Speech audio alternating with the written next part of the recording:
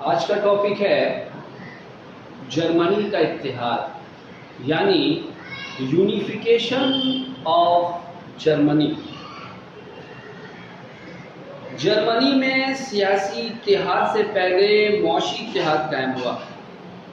1818 سے قبل جرمن کی ہر ریاست تجارت کے سامان پر کسٹم یعنی کہ ٹیکس لگایا کرتی تھی۔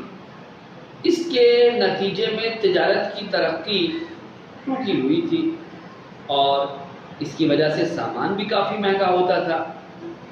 پروشیا نے تجارت کو ترقی دینے اور آمدنی کو بڑھانے کے لیے آزاد تجارت کی شروعات کی۔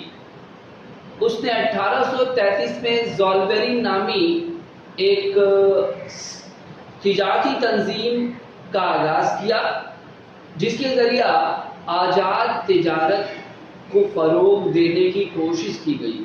تمام جرمن ریاستیں سوائے آسٹریا کے اس کے ممبر تھیں۔ یہ لوگ اندرونی ٹیکس سے تجارت کو آزاد رکھتے تھے، جس کے نتیجے میں جو ہے چیزیں سستی ہونے لگیں اور ساتھ ہی ساتھ ان کی معاشیات پر بھی ان کا جو ہے پازیٹیو اثر ہوا۔ یہ معاشی طور پر مستحکم ہوتے چلے گئے۔ جرمنی کے اتحاد میں 1848 میں ہونے والا فرینکفرٹ کا پارلیمنٹ بھی ایک خاص اہمیت کا حامل ہے۔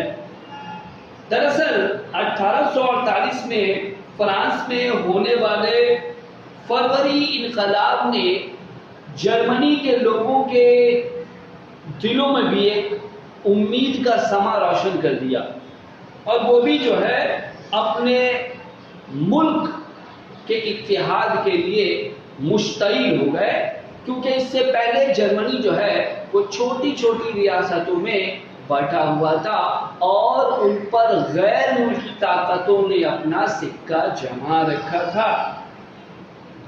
فروری انقلاب کا نتیجہ یہ نکلا کہ میٹرنی کے اثرات ختم ہو گئے، اسے ملک چھوڑ کر بھاگنا پڑا، اور دوسری طرف آسٹریا بھی جو ہے مختلف قسم کی بغاوتوں کو دبانے میں پھنسا ہوا تھا۔ جرمن کے قوم پرستوں کے لیے یہ بہت اچھا موقع تھا، اور اس موقع کی نزاکت سے فائدہ اٹھاتے ہوئے مئی 1848 میں فرینکفرٹ کے مقام پر جرمن ریاستوں کے منتخب نمائندوں کی ایک میٹنگ بلائی گئی۔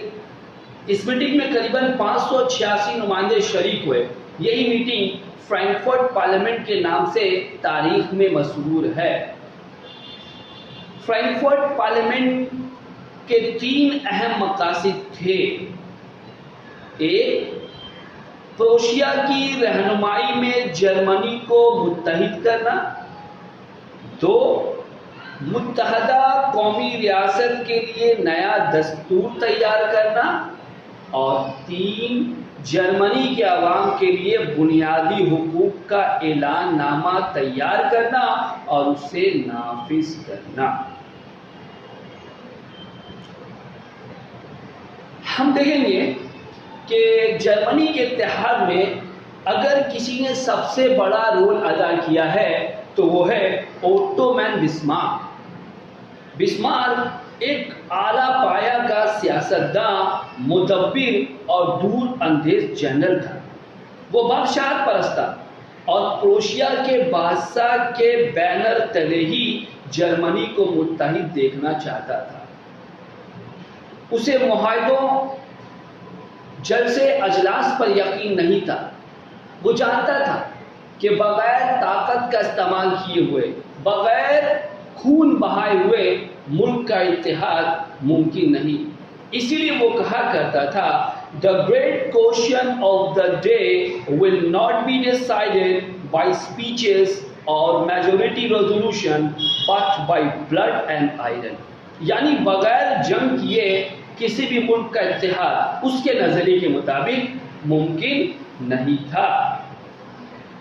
لہذا اس نے پروسیا کے پارلیمنٹ کو مکمل طور پر نظر انداز کرتے ہوئے پروسیا کی فوج کو جدید راستے پر لانے کی شروعات کی، اور جلدی پروسیا ایک طاقتور فوجی ملک بن گیا۔ اب وہ جنگ کے لیے تیار تھا۔